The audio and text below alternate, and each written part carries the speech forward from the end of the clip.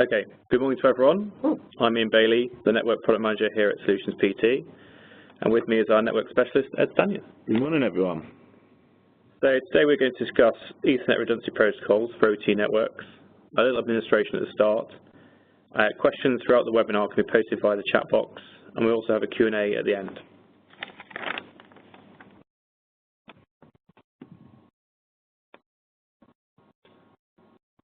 But to start, I'll just give a little bit of background on Solutions PT.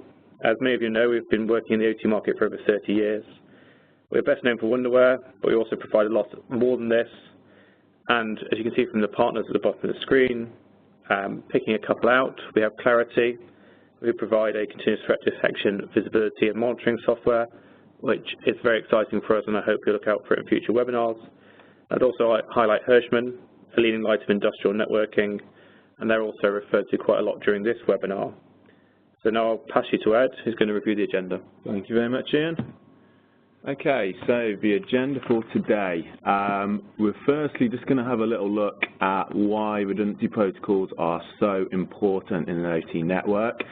So we'll look at why we're kind of discussing this and why this is such a big topic in the first place. Then we're going to kind of dive into 3 different redundancy protocols themselves. The first one, spanning tree, which a lot of you may have already heard of and come across. This is kind of the industry standard of redundancy protocols. We'll look at MRP, Media Redundancy Protocol, which is a little bit more geared specifically towards OT networks. And finally, we'll look at quite a specialist one, Parallel Redundancy Protocol, PRP. And then we'll kind of finish off with a little comparison and just a bit of guidance on kind of how you could best choose, the best redundancy protocol for your network. Okay, so we've looked at a number of OT networking concepts in our webinar, and this is obviously a very specific element. So how do the protocols sit within that overall framework? Yeah, I mean, this is kind of a key element really towards the planning and the ongoing kind of maintenance of a network, because your redundancy protocol is what will govern how much downtime you may or may not have. And that's kind of something we'll make a big point about, is that the whole point of these redundancy protocols are to minimize that downtime. So really they play into the kind of whole topology of a network, and they really do have a lot of importance when it comes to the uptime of your network and obviously of your overall production. Okay, so we're just going to have a look first at the importance then of these redundancy protocols, and basically what it comes down to is avoiding single points of failure. So your single points of failure, obviously points in your network where, should they fail, your network will experience downtime. And when your network experiences downtime, then you will have disruption to your production parts of your process, and it's obviously something that we really want to avoid. So redundancy protocols are like a very easy and cost-effective way for us to improve our uptime and to reduce these single points of failure, which is it's a kind of overall goal. When we're designing a network and we're looking after a network, we want to have as few single points of failure as humanly possible. And these redundancy protocols are a great way to stop us from having easy points of failure. And we'll kind of have a look at a couple of examples where we do have single points of failure, and then examples where we don't, and ways in which that's going to obviously help our uptime a lot. Now, it's not just failures within cables, hardware failures, that kind of thing that these redundancy protocols will help us with. It's also going to help us with things like accidental connections and disconnections of uplinks. And this is something that people may have come across before, where perhaps slightly less experienced engineers is plugging network cables between 2 switches. They may inadvertently cause a broadcast storm and inadvertently bring the whole network down. So this is something that's going to kind of help us with that as well. So Ed, we as an organisation, you as an individual, we see a lot of different industrial networks. But how often would you say you come across instances of network failure or even accidental connections of uplinks? Surprisingly quite a lot, and the thing is, if a network is running on kind of a bunch of managed switches and we have a redundancy protocol in place, then things like these accidental connections, they're going to go completely unnoticed because everything is going to run as normal. So I have seen instances where unmanaged switches are being used and someone will accidentally connect, let's say, a kind of bus network back on itself, so 3 managed switches connected back together, and without obviously understanding the implications of what they've done, they'll inadvertently bring the whole network down. So you'd be surprised, actually, it can quite be a common occurrence, especially for perhaps a slightly less experienced people when it comes to networking, who find themselves in comms room and they're trying to get connectivity to somewhere and they end up plugging cables where they shouldn't do. So with that in mind, let's have a look at this example here. This is just an unmanaged switch network. So let's assume we've got 3 switches here. They're all unmanaged. The uplinks between them, regardless of whether they're copper or fiber, the same kind of principle applies here. Now, in this example here, we cannot have any redundancy. So we can't connect switch 1 back to switch 3 and form a ring. We just can't do that with unmanaged switches.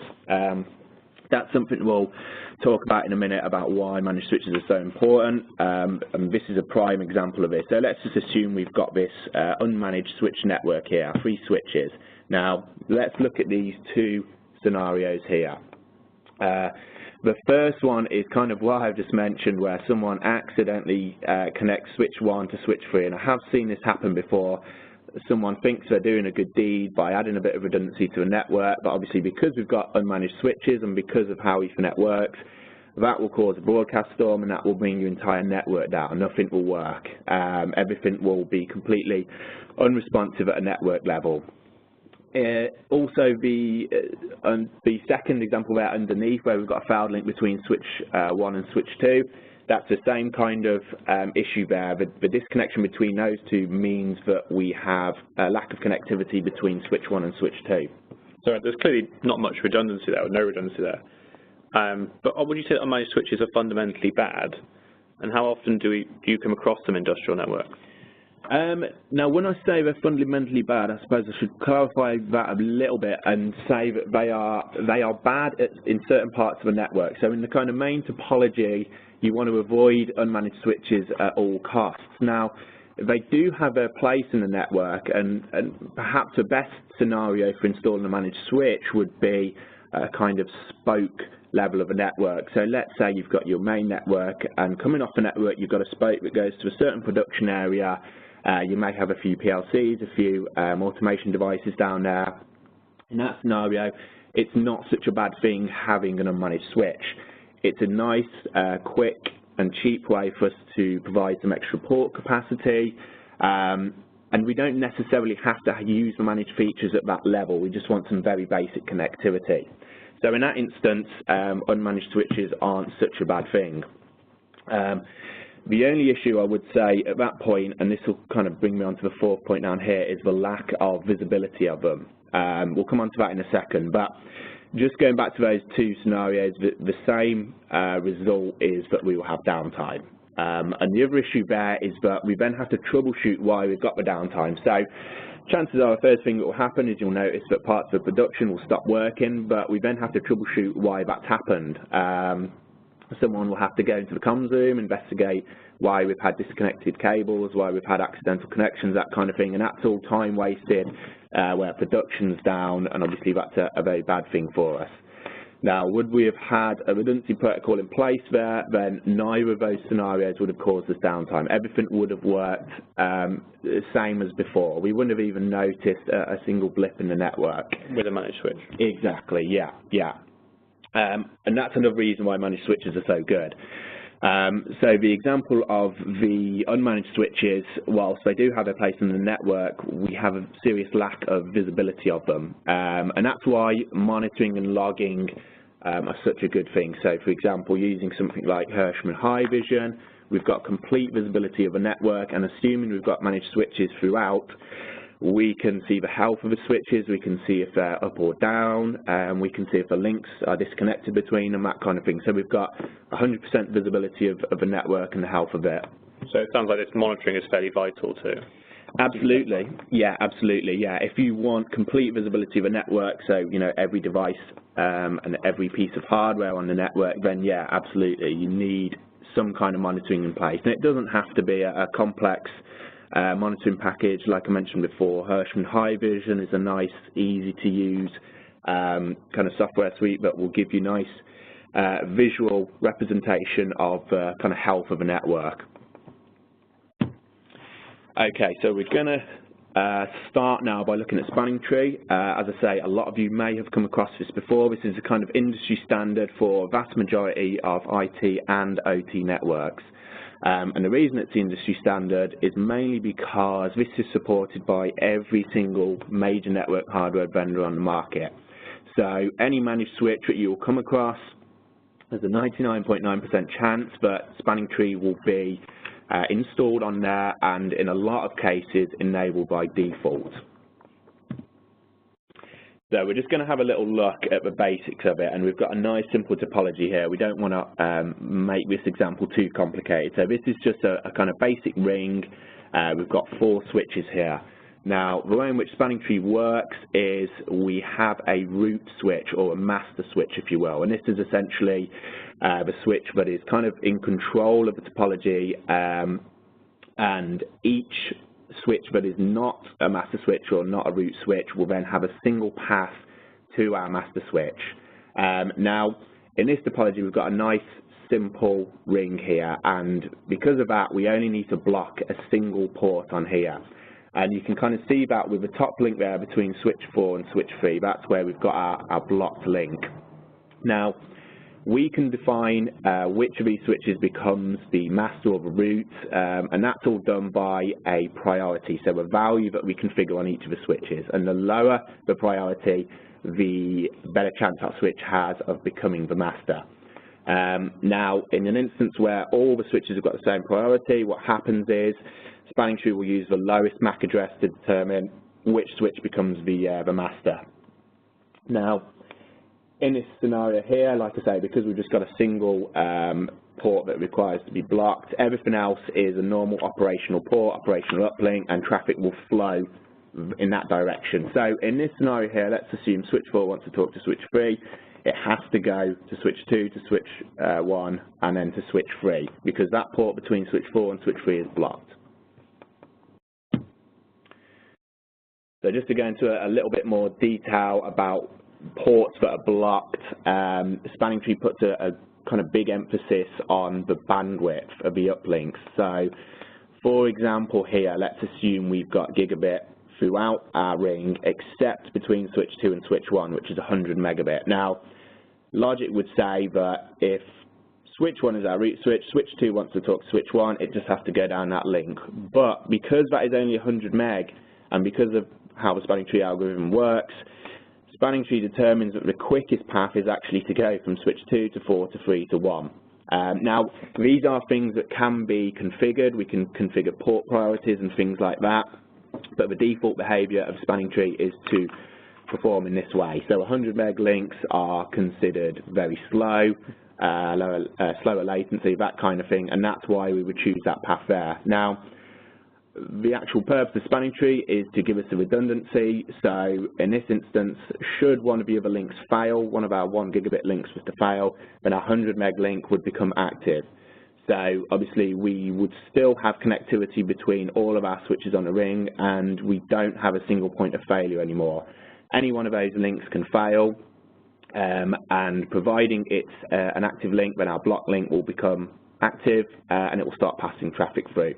Now, I mentioned obviously the monitoring before. If we had monitoring in place on the network, then we'd be alerted to all these things. If a link fails, if a link comes up, it's all stuff that we would have visibility of.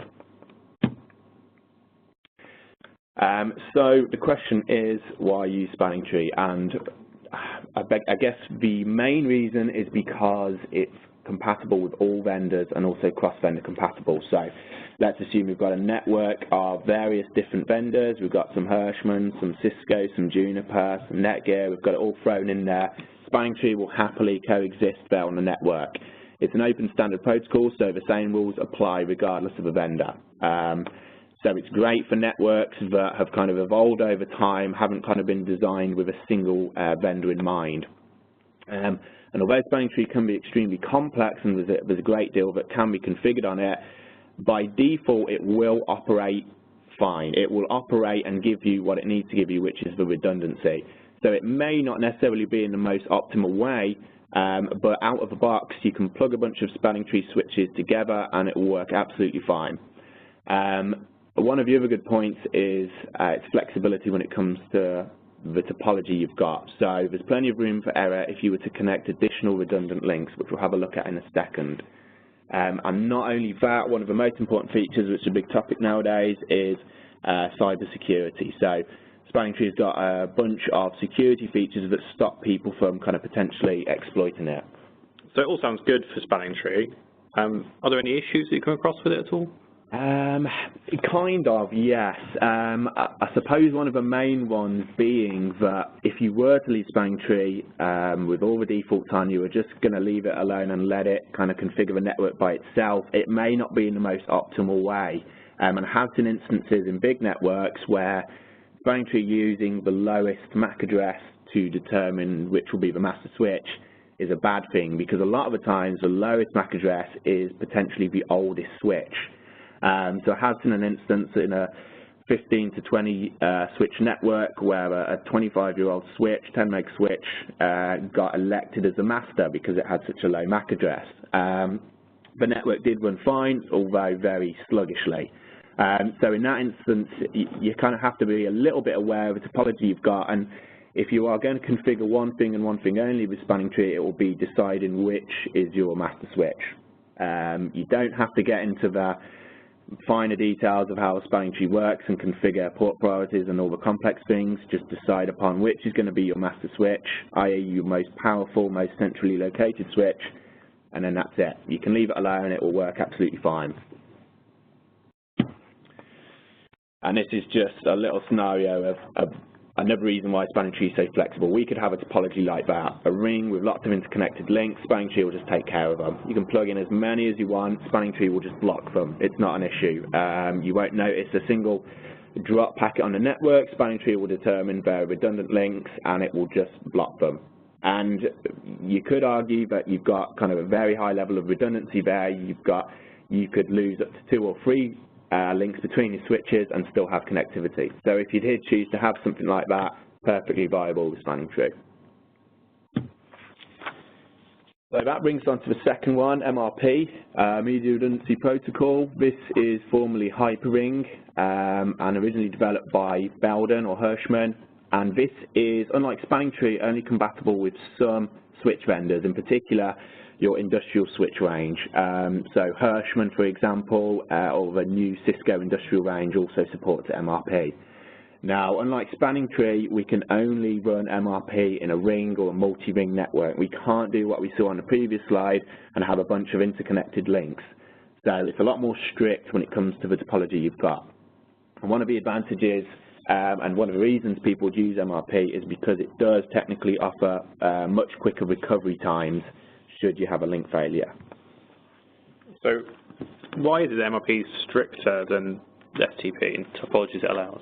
I mean, the reason for that is because of how simple MRP is to configure, in that when we go to configure MRP, we essentially choose 2 ports. So we've got an in-port and an out-port.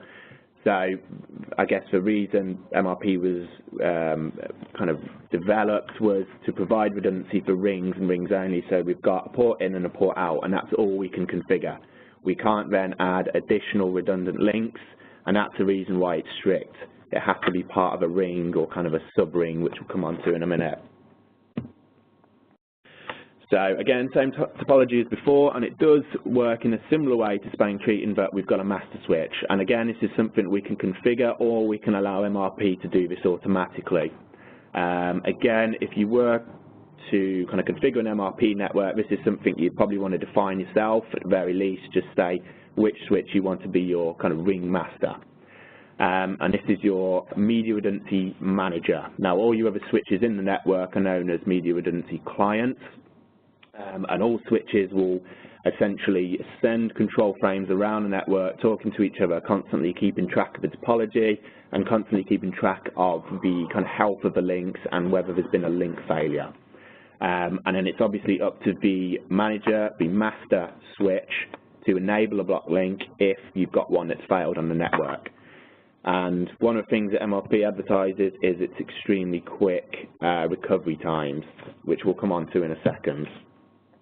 Now, before we do that, we're going to have a little look at a slightly more complex network. And should your network be of a kind of decent size, or should you find yourself having to expand it, then if you are using MRP, it still has to adhere to this kind of ring topology. So what's happened here is we've got our main ring, then let's assume we've seen some kind of growth in our production areas and we've expanded. We've then essentially added 2 additional rings to the main ring, kind of bolted them on. And the way in which this works is we've got these sub-ring managers, and they are essentially part of our 2 rings, part of the main ring, part of the sub-ring. And obviously the same principle applies. We've got full redundancy around our individual rings and technically around the whole of a network, but still it has to adhere to this kind of ring topology. We can't then go connecting links between the middle of our ring, because that will cause a broadcast storm and it will crash the network. So this is slightly more complex than the spanning tree network we saw earlier. Are these sorts of topologies difficult to implement or manage using MRP? It definitely becomes a bit more of a not a concern, but I suppose you've got to be a lot more aware of your topology when you want to implement this. So yeah, there's definitely a kind of additional level of complexity. You have to be absolutely sure that this is what your topology looks like. You know, a bit more planning has to go into where your uplinks are connected and that kind of thing. So really, this kind of topology is where you need to have a certain level of experience in the kind of networking field, or at least you know, someone who's able to properly map out your topology, map out your network, and ensure that it actually looks like this. Because, as I say, the consequences of connecting a link where you shouldn't do, unlike spanning tree where nothing will happen and it will just take care of it, if you're just running MRP, you will crash the entire network. You'll cause a broadcast storm and nothing will be able to talk to each other, and obviously that's an extremely bad thing, especially in a live production network. So with that in mind, this topology we're about to see here, it loads. There we go. This topology here is unsupported. We can't do that. That will cause a broadcast storm. Now, the only way we can get around this is by running MRP as well as spanning tree at the same time. So we run MRP for our kind of main ring, and then if we want an additional levels of redundancy, we can also run spanning tree between these kind of interconnected links. Now, obviously, that's additional configuration. There is technically additional overhead on the network. You've got control frames from both protocols flying around. So it's something that people would perhaps steer clear of. Obviously, if you have the kind of skill set within your organization of when it comes to networking, someone could happily manage this kind of topology and have both protocols running at once. But that's really the only way that you could get around this kind of strict topology set that MRP offers. So that brings us on to why we would use MRP then, and that really comes down mainly to the faster recovery times. So in a kind of standard, or at least a small to medium-sized network of up to 14 switches, MRP can recover in about 10 milliseconds. So should one of your uplinks fail, you've got about 10 milliseconds of delay before the network recovers. And generally speaking, you won't see a single ping being dropped should you have a failure on an MRP network. Now, obviously, with spanning tree, that's perhaps a little bit slow, and the other problem with spanning tree is the unpredictability. So depending on how your topology looks, depending on how big it is, you can be looking between half a second, or in some cases, a few seconds. And in a lot of instances, that's not an issue, but where you've got kind of more latency-sensitive networks, then you need that recovery time to be much quicker, and that's probably the main motivation for using MRP. The other thing is the configuration is really easy. I mean, you basically select your ring manager, you select which ports are part of your ring on each switch, and that's it. There's very little complexity when it comes to MRP. unlike spanning tree, you've got, although it will work fine kind of by default and with a minimum configuration, there is a great deal you can do with it, a great deal you can configure, and that can sometimes be a little bit overwhelming for people. So is the quicker speed of MRP actually worth it in an OT network? I guess this comes down to the requirements of your network and the requirements of your devices on there, because in a lot of kind of production environments, a second downtime isn't an issue. You know, PLCs will buffer data and that kind of thing, so really it's kind of unnoticeable in a lot of cases, but you may have instances where your, OT devices can't handle that kind of delay. They're very kind of time and latency sensitive, and even a second downtime is too much for them, and it will cause issues.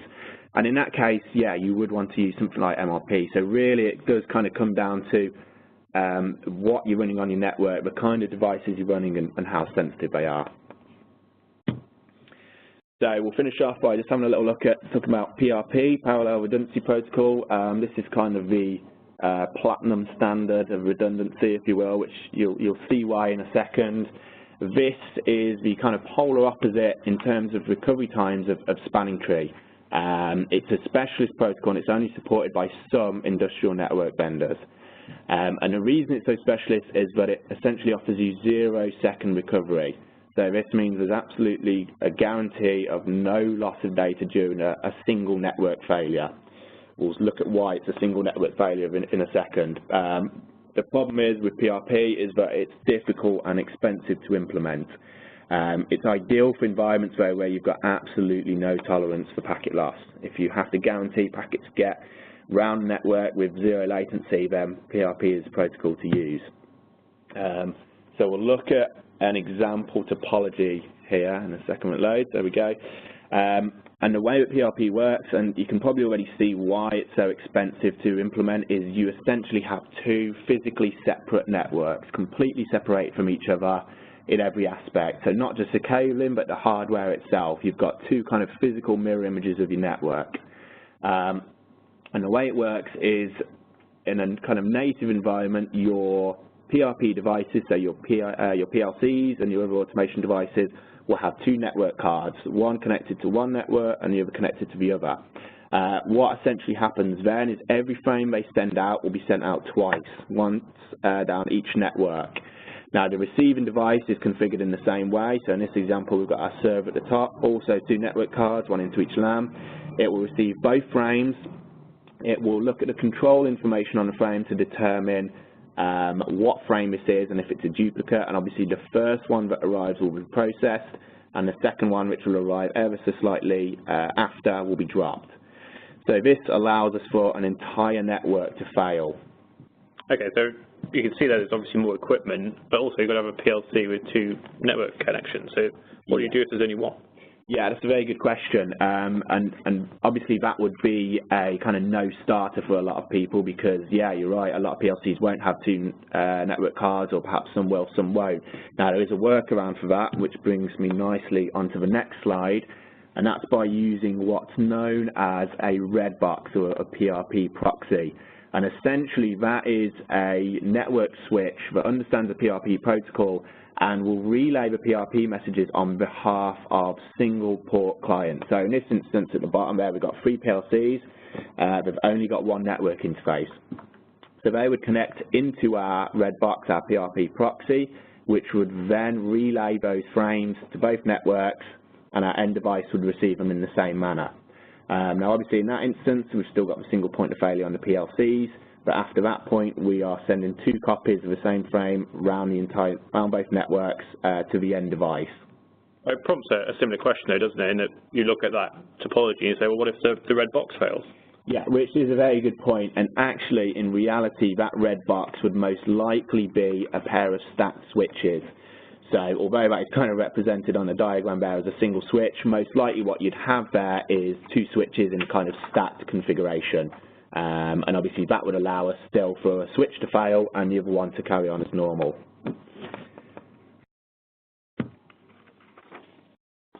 So why would we use PRP? And really the only answer to that is when you've got absolutely no tolerance for packet loss. Because excluding losing both networks physically, so a complete disaster where everything's just disappeared, PRP will guarantee that that frame still gets around the network. You would have to lose an entire network. So there's a lot of tolerance there. It's a very, very, very unlikely scenario that both networks are going to kind of stop working at the same time, and obviously that's why PRP is at the other end of the scale and allows us for such a high level of redundancy. And obviously recovery time, it's instantaneous. Both frames have been sent at exactly the same time, so we haven't got to wait for our network to reconverge or anything like that. The frame on the other network will be sent round at line speed. So, we've not got to worry about any downtime, any recovery time or anything like that. But obviously the big issue here is the cost and the complexity. So if you've got a decent sized network you want to introduce this in, it's going to become very expensive very quickly. And also the protocol itself, if you want your end devices to be able to read PRP packets, you've got to think about the drivers and that kind of thing, so it can actually read the control information. So we've looked at it a little bit as we've gone through, but can you summarize how someone should go about deciding which type of redundancy protocol they need to implement?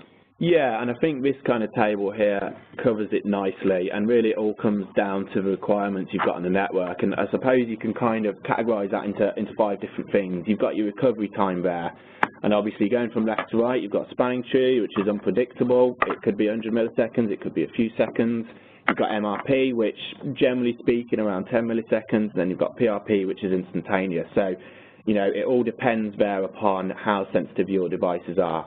Again, configuration, spanning tree, it does have complexity, but in theory it's a bit more kind of plug and play. You can plug it in and it will work and it will do what it offers, which is give you redundancy.